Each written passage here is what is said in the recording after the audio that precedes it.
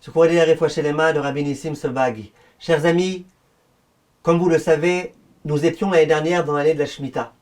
Cette année, nous nous trouvons dans la 8e année. Et il y a une mitzvah, les gens ils en entendent parler, ils ne savent même pas c'est quoi, qui s'appelle la mitzvah du biour. Littéralement, de brûler les fruits de la Shvit. Alors je vous explique très succinctement en quoi ça consiste. Diffusez cette vidéo à fond, surtout en Israël, parce que les gens ne connaissent pas cette halakha. Pour vous donner un exemple, cette semaine, mardi, ça va être le temps du biour des poires. Ça veut dire quoi? Tant que dans les champs, il y avait encore des poires, on avait le droit de manger des poires qui étaient des poires de Gdushat Shvi'it, des poires qui ont poussé en Israël pendant la 7e année.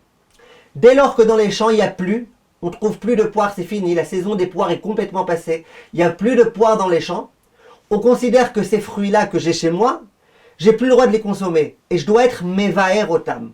Je dois les brûler littéralement. Maintenant, les poires, c'est ce mardi, il y a d'autres espèces, ça sera plus tard, le vin, ça sera à peu près au moment de Pessah. Il y a un tableau dans lequel il y a toutes les dates de chaque chose. Bezrat Hashem, je le mettrai sur le site pour pouvoir, Bezrat Hashem, que chacun soit au courant.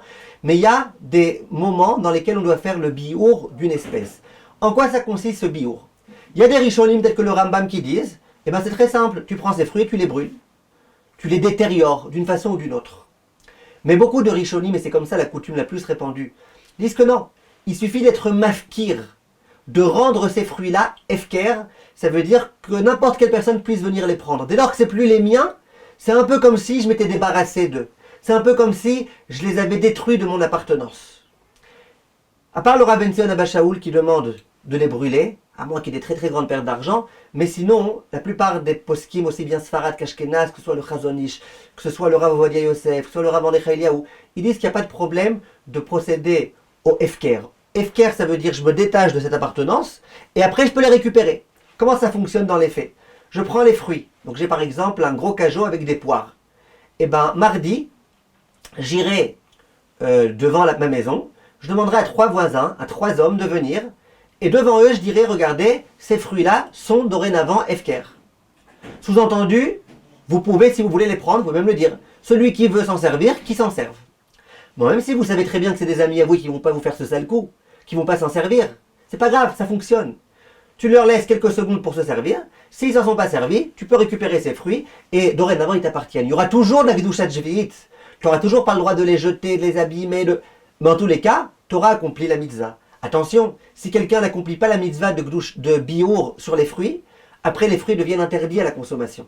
C'est dommage. Donc ça, c'est la mitzvah qui consiste à faire le biour, à rendre ces fruits-là efker, quitte à après pouvoir les récupérer. Et c'est comme ça que la plupart des décisionnaires disent. Maintenant, si vous avez chez vous que très peu de fruits, par exemple vous avez 2 poires qui sont Gdushat Shvi'it, vous n'avez pas besoin de les brûler ou de les faire efker. Le efker, c'est à partir du moment où vous avez une grande quantité. Une grande quantité, c'est quoi? C'est, vous avez le droit de garder chez vous la quantité nécessaire pour 3 repas. Donc si vous êtes 10 enfants et que vous avez 3 repas et que chaque enfant mange une poire, vous comprenez que vous avez le droit à beaucoup de poires. Mais si vous avez un grand cajot, que vous êtes tout seul et qu'en général, en 3 repas, vous mangez que 3 poires, alors là, évidemment, il faudra faire la mitzvah de biour, comme on l'a expliqué. Et diffuser cette vidéo, parce que c'est très très peu connu, même les Israéliens qui habitent en Israël ne connaissent pas très bien cette halakha-là, et chaque fois qu'on leur parle de biour, ils ne savent pas de quoi on parle. Diffusez s'il vous plaît autour de vous, je compte sur vous, ben atzlacha.